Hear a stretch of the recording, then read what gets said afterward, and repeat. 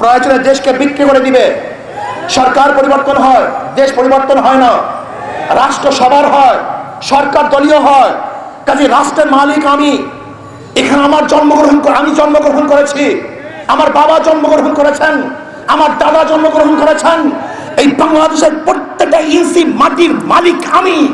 কাজে দেশ নিয়ে কেউ সিনেমেনে খেলবে, বাংলাদেশের জনগণ সহ্য করবে না, করতে পারে না। ভাইরা আমার, একাত্তরে আমাদের যা কিছু আছে তা নিয়ে ঝাঁপিয়ে পড়েছিলাম। আজকেও এই দেশদ্রোহী সরকারের বিরুদ্ধে যা কিছু আছে সব নিয়ে ঝাঁপিয়ে পড়তে হবে, আন্দোলন সংগ্রাম করতে হবে।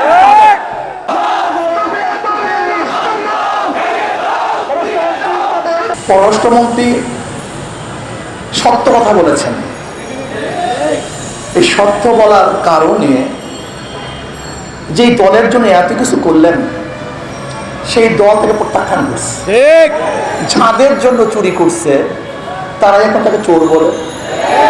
কেউ বলে সে আওয়ামী লীগের কেউ না, কেউ বলে উনি সদস্য না, কেউ বলে কেন্দ্রীয় লিডার না। আমি বলবো উনি আওয়ামী লীগের কে বা কেউ না এইটা আমরা জানি না। আমরা জানি উনি বাংলাদেশের পররাষ্ট্রমন্ত্রী।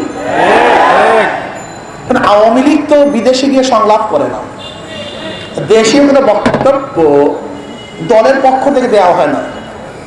বিদেশে গিয়ে দেশের পক্ষে বক্তব্য তো সরকার দেয়। আর সরকারের পররাষ্ট্রমন্ত্রী আব্দুল মোমেন সাহেব। কাজে উনি যদি আওয়ামী লীগ কেউ না হন তাতে কিছু আসে যায় না। উনি সরকারের পররাষ্ট্রমন্ত্রী। কাজে বক্তব্য আব্দুল মোমেন সাহেবের নয়, গোটা মন্ত্রী পরিষদের। এই বক্তব্য আব্দুল মোমেন সাহেবের নয়, এটা প্রাইম মিনিস্টারের। কেন আব্দুল মোমেন সাহেবকে এই ধরনের বক্তব্য আগে দেন নাই? তিনি কি বলেন নাই ভারতের সাথে বাংলাদেশের সম্পর্ক স্বামী স্ত্রীর সম্পর্ক? স্বামী তো স্ত্রীকে স্থিতিশীল রাখার জন্য গদিতে টিকিয়ে রাখার জন্য চেষ্টা করবেই। আমি তো মনে করি স্বামী স্ত্রীর ব্যাখ্যা প্রদান করেছেন। এটা আব্দুল মোমেন সাহেবের নতুন কোনো বক্তব্য না।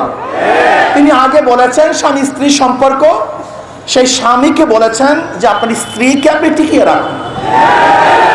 এটা অন্য কোনো বক্তব্য না। কেন আমাদের প্রাইম মিনিস্টার কি এই ধরনের বক্তব্য দেন নাই? তিনি কি বলেছেন, আমি ভারতকে যা দিয়েছি ভারত জীবন স্মরণ করবে। আপনি কি দিয়েছেন? ইতিমধ্যে কিছুটা জানতে পেরেছে, আরো জানার ইচ্ছা হয়। আপনি কি দেশটাকে বিক্রি করে দিয়েছেন নাকি ক্ষমতা সব হস্তান্তর করেছেন? আপনি কি দিয়েছেন? আপনি আবার যাবেন সেপ্টেম্বরের 5 তারিখ ভারত সফরে, প্রতিরক্ষা চুক্তি করবেন ভারতের সাথে।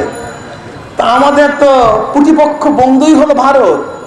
আপনি তার সাথে যদি এদেশ হেফাজতের চুক্তি করেন, এটা হেফাজতের চুক্তি হবে না, বরং দেশকে বিক্রি করার চুক্তি হতে পারে।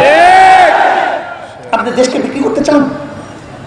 আপনি ট্রানজিট দিয়েছেন, আপত্তি নেই, কিন্তু বদলা কি পেয়েছেন? আপনাকে কে দিয়েছে? আজকে নেপালের সাথে ছোট্ট একটা সংযোগ আমরা করতে পারতেছি না। ছোট্ট একটা সংযোগ যদি ছোট্ট একটা আমরা ট্রানজিট করতে পারতাম, রাস্তা করতে পারতাম, তাহলে নেপালের সাথে আমাদের ব্যবসা সুবিধা হতো। কিন্তু ভারতের কারণে সেটা পারছি না।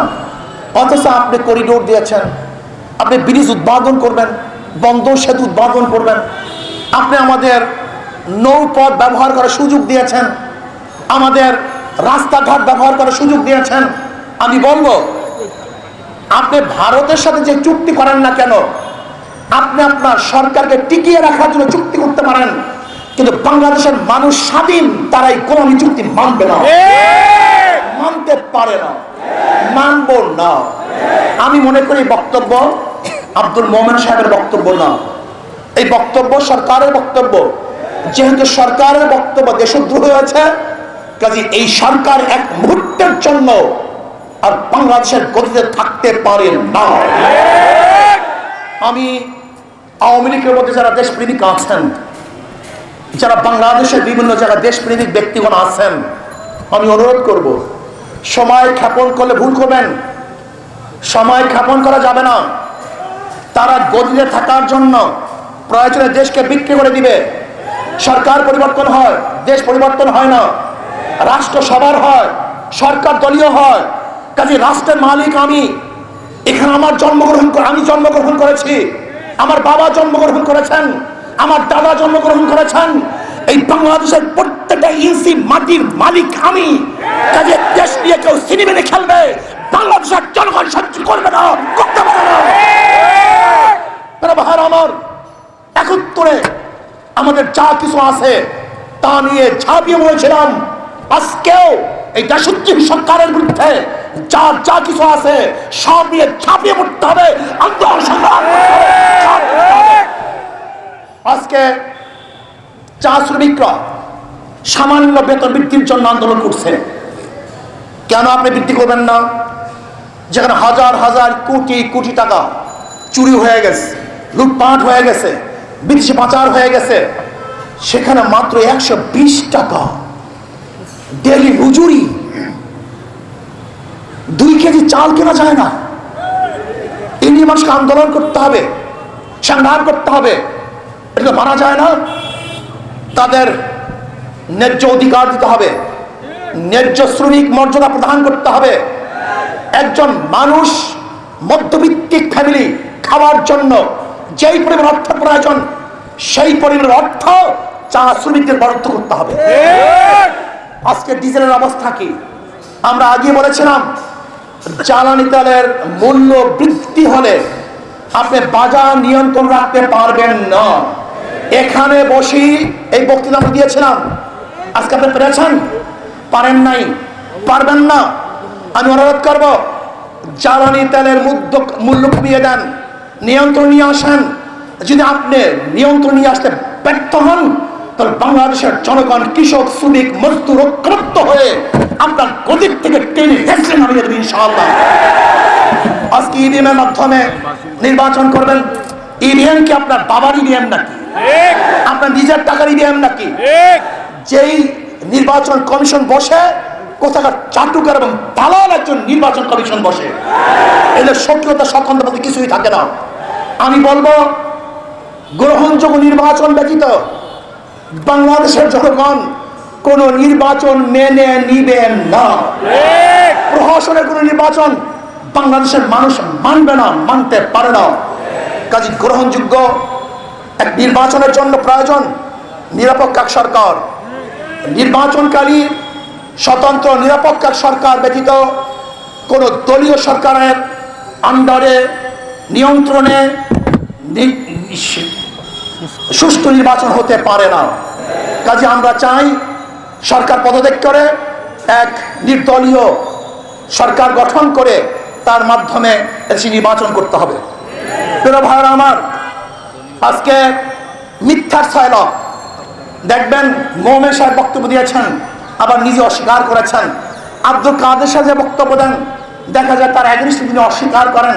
সব মিথ্যার ছয়লাভ। আর কোন মিথ্যাবাদী দেশের প্রধান হতে পারে না। আব্দুল মোমেন সাহেব হিন্দুদের এক ধর্মীয় অনুষ্ঠানে গিয়ে এই রাজনৈতিক বক্তব্য কেন দিয়েছেন?